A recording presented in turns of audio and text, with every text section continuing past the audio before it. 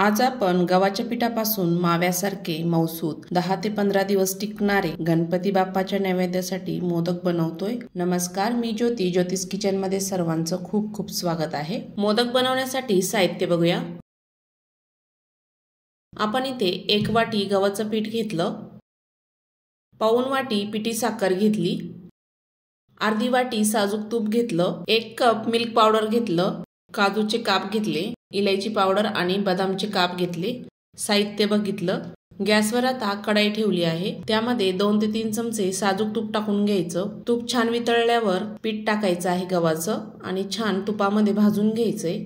Gas आपल्याला कमीच ठेवायचा आहे। कमी गॅसवर आपल्याला हे गव्हाचं पीठ छान खमंग भाजून घ्यायचं आहे, छान असं वास येईपर्यंत। सुरुवातीला तूप मी इथे 2 ते 3 चमचेच टाकले। एकदाच जर टाकलं त्यामध्ये गोळे होऊ शकतात, त्यामुळे थोडं थोडं करून आपल्याला तूप टाकायचं आहे। 3 ते 4 मिनिटांनी पुन्हा अजून 2 चमचे साजूक तूप टाकून घ्यायचं आणि छान मिक्स करायचं आहे।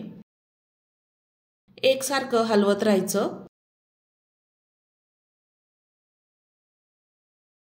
2 मिनिटांनी बघू शकता मस्त पिठाला तूप लागलं आहे। पिठाचा कलर ही बदलायला लागला आहे।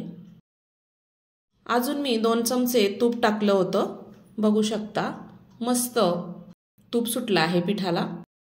पीठ आपल्याला कच्चं नाही ठेवायचं आहे, छान असं खमंग लाल होईपर्यंत भाजायचं आहे। छान असा वास यायला लागतो, तूपही सुटतं। आपण जे बेसन पिठाचे लाडू बनवतो ना, त्याच पद्धतीने आपल्याला हे पीठ भाजायचं आहे। पीठ आपलं छान खमंग भाजलं आहे, कलर ही चेंज झाला आहे, गुलाबी कलर आला आहे। त्यामध्ये लगेचच आपण मिल्क पावडर टाकूया। गॅस आपल्याला अगदी स्लो ठेवायचा आहे, कमी ठेवायचा आहे आणि मिल्क पावडर पिठामध्ये छान मिक्स करून घ्यायची आहे।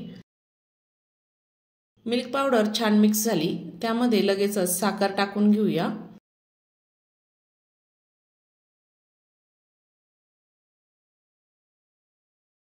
इलायची पावडर पण टाकायची आणि छान पिठामध्ये मिक्स करून घ्यायचं आहे। सर्व एकजीव करायचं। हे जसं जसं आपण मिक्स करू तसं तसं त्याला पाणी सुटतं। साखर नका वापरू, पिठी साखरच वापरा।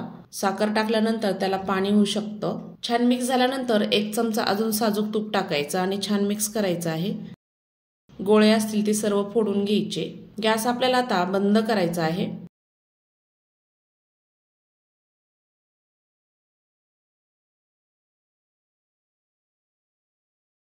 गॅस मी इथे बंद केला, झाकण ठेवायचं। 10 मिनिटं याला सेट होऊ द्यायचं आहे, थंड होऊ द्यायचं आहे। 10 मिनिटांनंतर चेक करूया।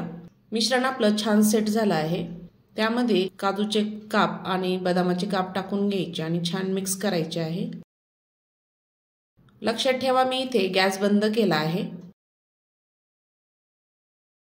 मिश्रण आपलं एका ताटामध्ये काढून घ्यायचं आहे।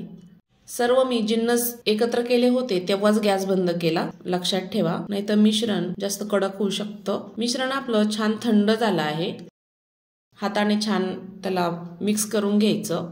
मी इथे एक साचा घेतला, त्याला तूप लावून घ्यायचं आहे। आपण ह्या साच्याने आपण मोदक तयार करणार आहोत। थोडं मिश्रण त्यामध्ये टाकायचं, दाबून घ्यायचं असं हलत।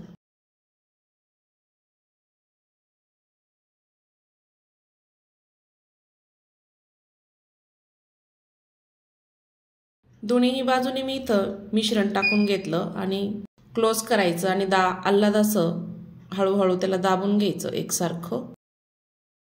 मोदकमध्ये मी मिश्रण छान दाबून घेतलं।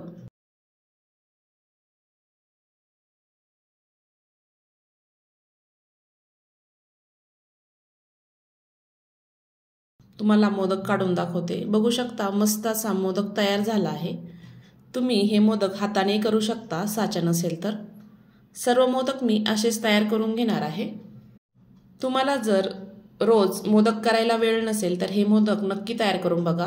10 ते 15 दिवस आरामशीर टिकतात, अजिबात खराब होत नाही। नक्की करून बघा, कमेंट करून सांगा। तुम्हाला मी मोदकच्या खूप साऱ्या रेसिपी अपलोड केल्या आहे, नक्की चेक करा, नक्की बघा। आणि हो, हा व्हिडिओ कसा वाटला, आवडला असेल तर ज्योतिष किचनला नक्की सबस्क्राईब करा, बेल आयकॉनला क्लिक करा। पुन्हा भेटूया अशा छानशा रेसिपी सोबत। धन्यवाद।